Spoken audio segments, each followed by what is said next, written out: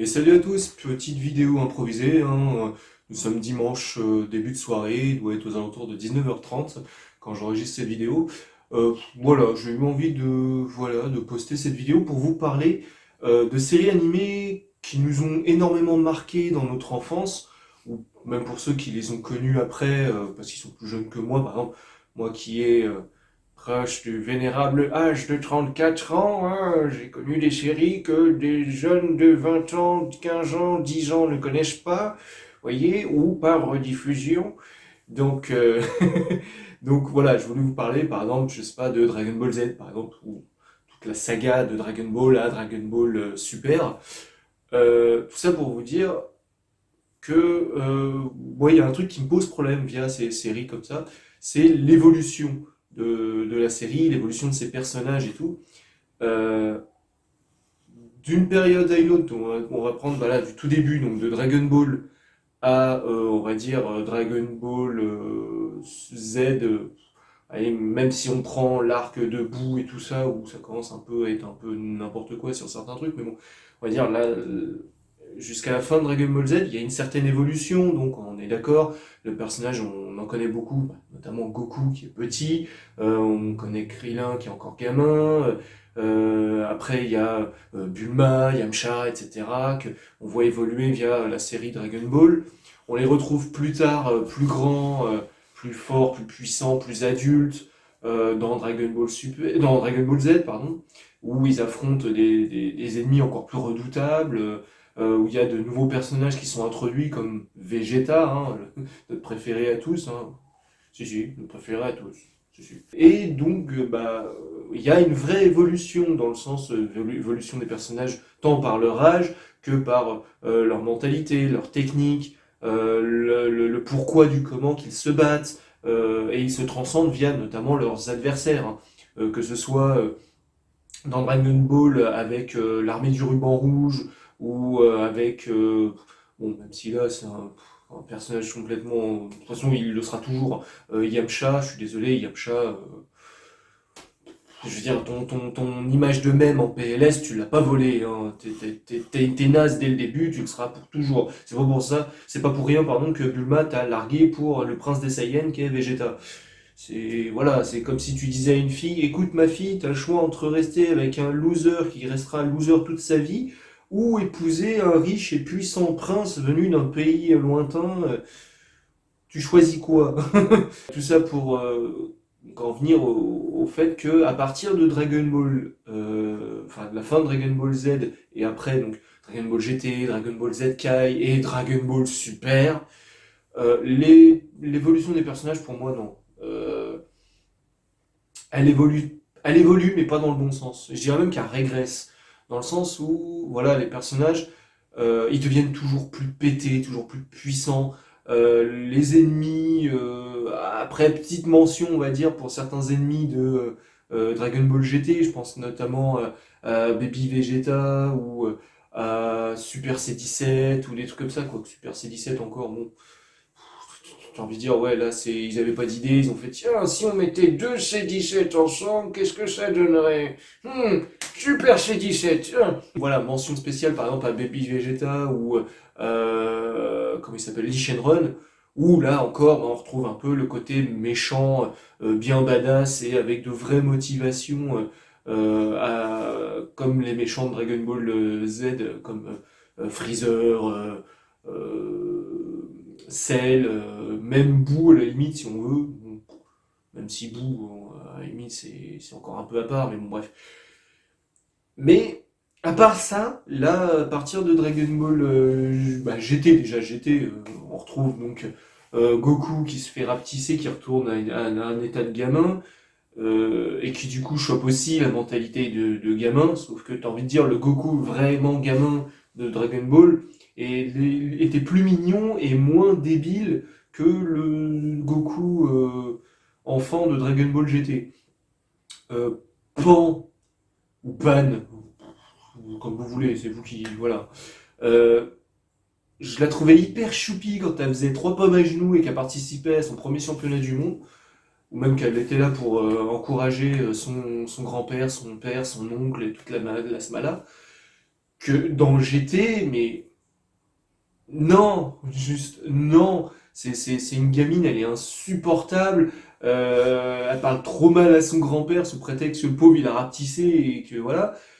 Mais le pire de tous, évidemment, c'est Trunks. Hein, Trunks, qu'on a connu badass, que ce soit en ado, enfin, ouais, on va dire ça, en ado rebelle venu du futur, avec son côté post-apocalyptique, oui, mon monde a été détruit, ceci, cela, enfin voilà.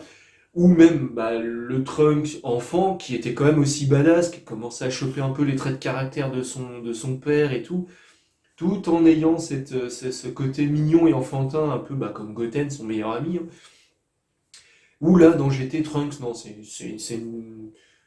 une tata, c'est une grosse tanche, il ne sert à rien. Je veux dire, je sais pas, moi, l'épisode où, je sais plus, ils sont dans un espèce de temple ou je sais pas quoi, il y a un truc qui lui tombe sur la gueule, qui est prêt à l'écraser, et genre, tu le vois, genre, putain, je vais pas y arriver, qu'est-ce que je peux faire? Ah oui, tiens, Super Saiyan! Mais putain, mais mec, t'es un hybride Saiyan humain, d'accord, mais t'es quand même badass, t'es quand même fort, tu pourrais tuer n'importe qui avec juste une boule d'énergie.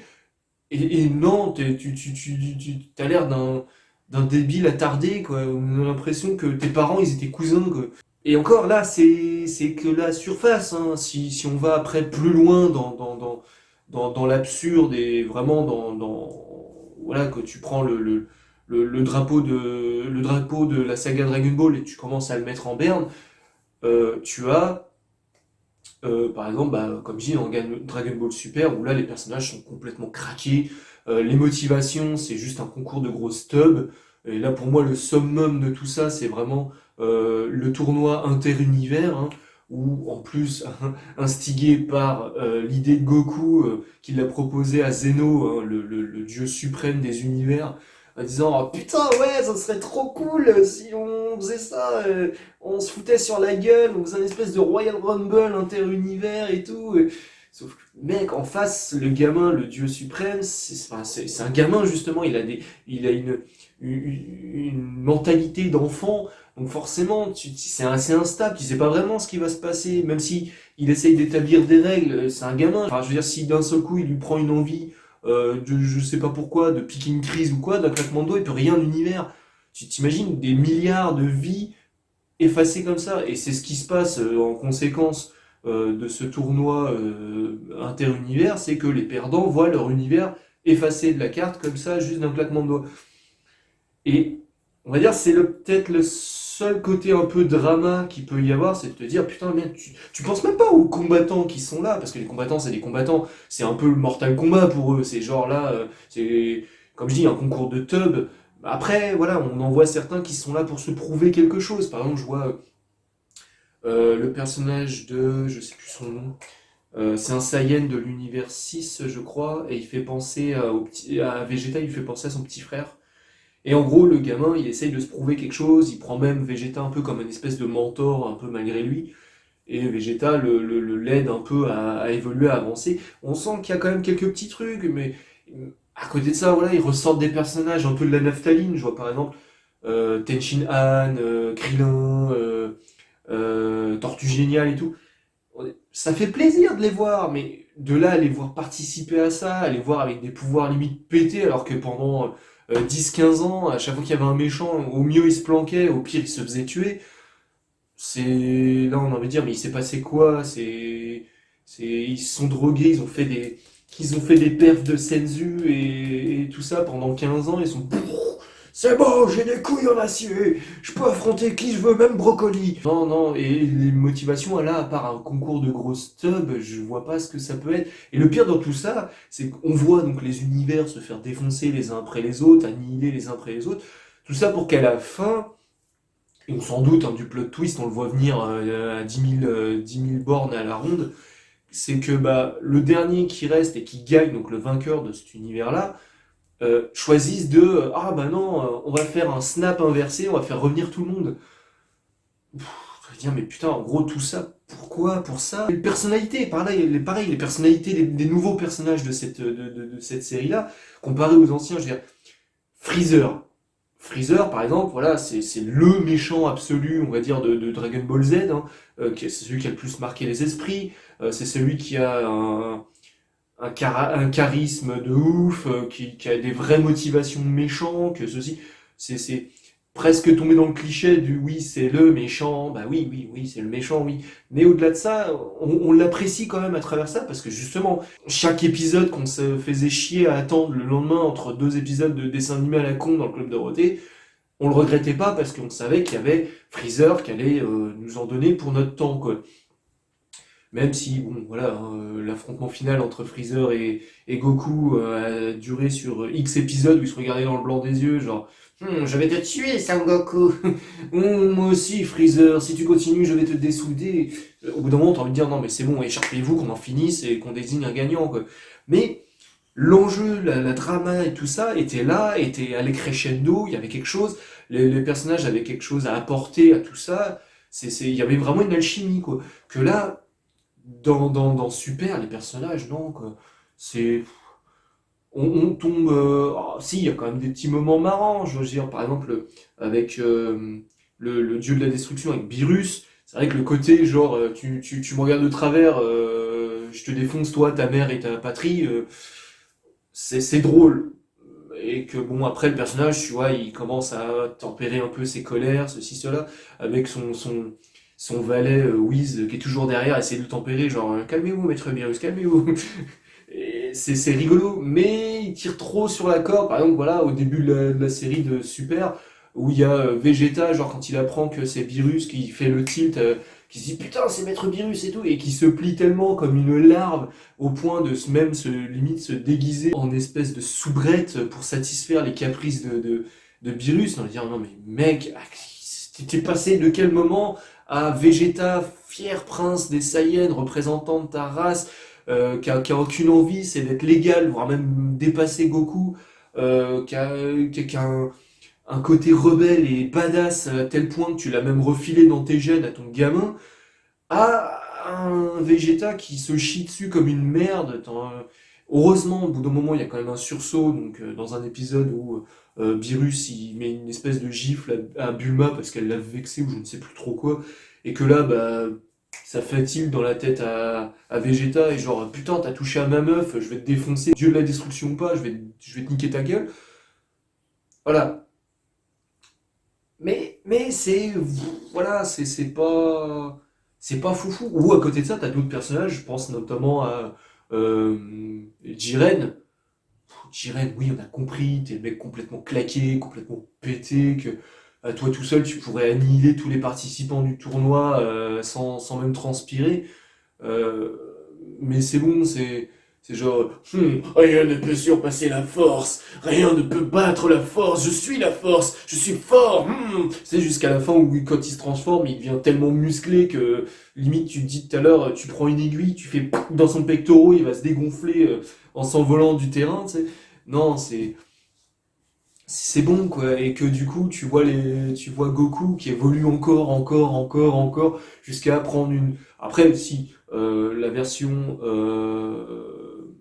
enfin le design, hein, j'entends le skin de Goku en ultra instinct maîtrisé, j'avoue ça claque sa mère. C'est sympa, les pouvoirs qui vont avec, c'est assez sympa et tout.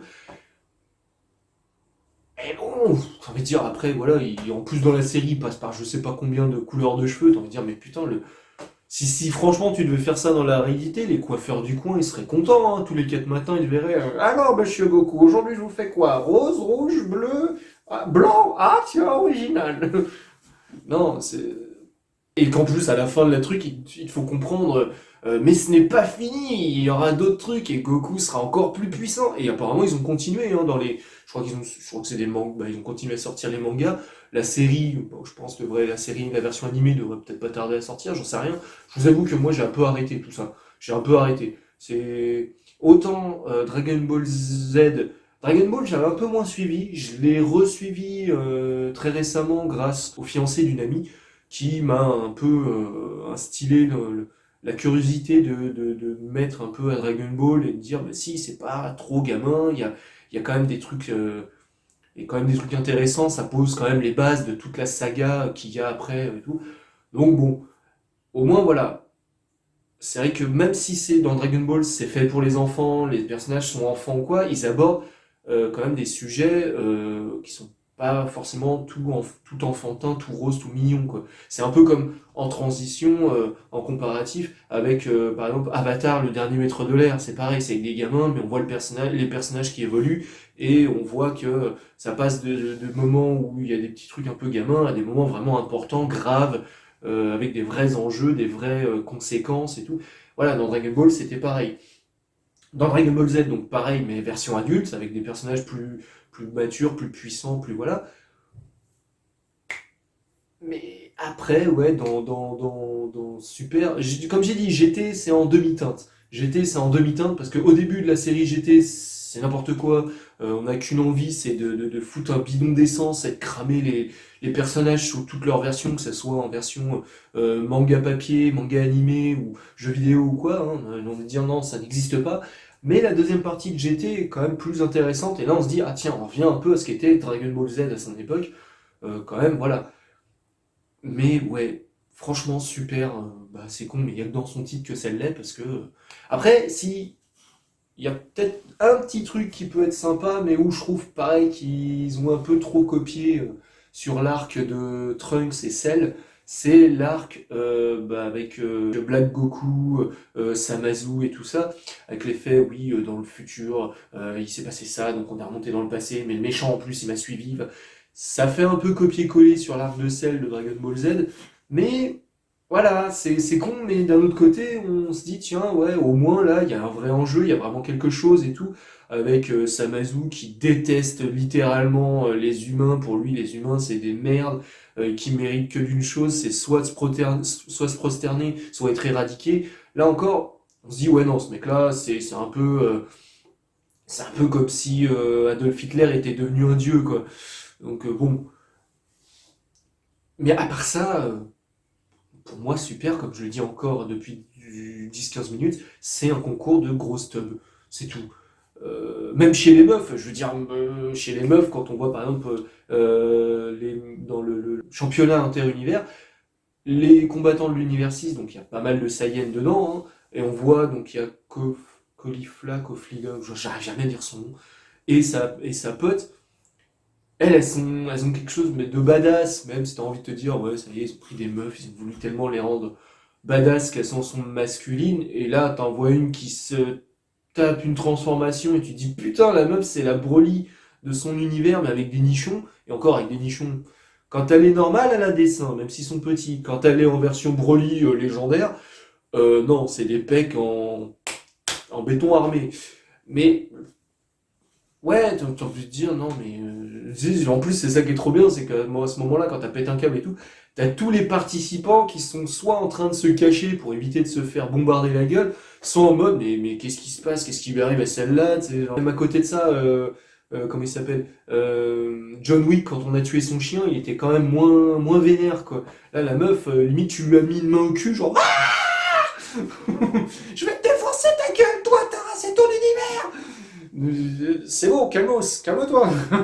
Avec sa meuf à côté en mode engraineuse, genre, ouais, vas-y, défonce-les, vas-y. Ouais, enfin voilà, je sais que ma vidéo part un peu dans tous les sens, mais c'était vraiment pour vous donner mon point de vue. Et ça peut s'adapter sur d'autres animés, hein. Donc, comme je dis, j'ai parlé vite fait d'Avatar, le dernier maître de l'air. C'est pareil, il y a une très très bonne évolution des personnages et tout. Euh, mais j'ai envie de dire, là où ils ont su s'arrêter, c'est par exemple dans Avatar Dernier Maître de l'air ou dans Avatar Korra, la légende de Korra, c'est que dans la version animée, ça se tient à 4 saisons pour l'un, 4 saisons pour l'autre, et basta. Le reste, c'est dans les comics ou les trucs comme ça, mais sinon, dans la version télé, DVD ou quoi, ça se tient qu'à ça. Alors que dans Dragon Ball, la saga, hein, que ce soit Dragon Ball, Dragon Ball Z, Dragon Ball Z Kai, Super, machin et tout, ils ont trop tiré sur la corde pendant ces 30, 32, 30, quasiment, on va dire 40 dernières années, hein, parce que j'ai plus les dates en tête, mais bon. Et voilà, là, ça devient vraiment la foire à la saucisse. Là, c'est. Franchement, quand je vois un championnat d'arts martiaux maintenant, quand je voyais dans les Dragon Ball ou Dragon Ball Super, je voyais un championnat d'arts martiaux, j'étais genre excité, j'étais waouh, trop bien! Tu te dis, qu'est-ce qui va arriver? Qui c'est qui va gagner? Il y a des moments où tu te dis, bah, c'est marrant, par exemple, dans l'OAV avec, comment il s'appelle?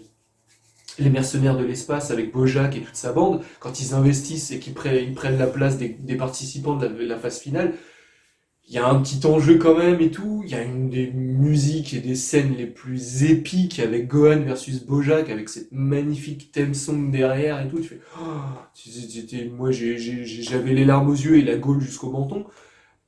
Voilà. Et au début de l'épisode, c'était quand même drôle parce que tu voyais les participants. Je vois par exemple Gohan face à un putain de gros musclé et il le vire en une pichenette, c'était rigolo quoi. Mais maintenant, quand je vois les trucs, c'est, je sais pas, c'est pas championnat du monde d'arts martiaux qui devrait marquer, c'est maison de la saucisse.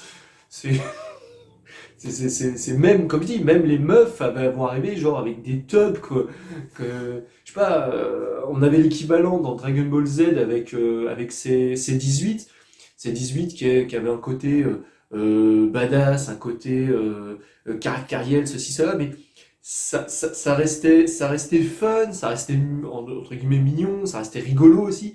Après, avec son couple avec Krillin, du coup, ça lui donnait un peu de profondeur, un peu plus de cachet, un peu plus de. Que là, vraiment, dans Super, les meufs, c'est des meufs juste. T'as envie de leur coller une étiquette pour être sûr, genre, fille, pour être sûr de bien reconnaître que c'est des filles, quoi. Parce qu'à côté de ça, tu te dis, putain, elles sont vénères, hein, c'est. Ah ouais, c'est. Donc bon, voilà, tout ça pour. Voilà, je vais clôturer là-dessus. Vous me direz ce que vous en dites, vous me direz ce que vous en pensez dans la vidéo, vous, votre point de vue, par rapport à l'évolution de la saga, de la série Dragon Ball sous toutes ses formes, hein. Et bah voilà. Après, je suis désolé, hein, autant mon propos que la vidéo font très très fouillis, mais là c'était vraiment de l'improviste. Ça m'a pris comme une envie de pisser, j'ai eu envie de le faire, et je me suis dit tiens pourquoi pas, je vais essayer ça. Parce que d'habitude j'ai toujours un peu plus ou moins un format, plus ou moins un truc que je sors tous les vendredis à même heure et tout. Et là j'ai dit non, je vais peut-être essayer de faire ça en sortant des sentiers battus, sans script, sans tournage full. Vous avez vu, il y a même carrément mon ancien décor de mes premières vidéos. C'est pour vous dire que voilà, c'est vraiment à la schlag, hein, bienvenue à Schlag City. Bienvenue à Schlag City, prenez un ticket. Donc voilà, j'espère que ça vous aura plu malgré tout. Passez un bon moment, bon fin de week-end, bon fin de dimanche, bon dimanche soir. Et puis bah, je vous dis à vendredi. Donc vendredi, je ne sais pas vraiment encore ce que je vais faire parce que j'ai différentes idées, différents projets. Faut que je vois où est-ce que j'en suis par rapport à tout ça. Et bah, je vous tiendrai au courant certainement dans la semaine, hein, comme je fais d'habitude. Sinon, bah, d'ici là, je vous dis à vendredi et je vous fais des gros bisous. Salut!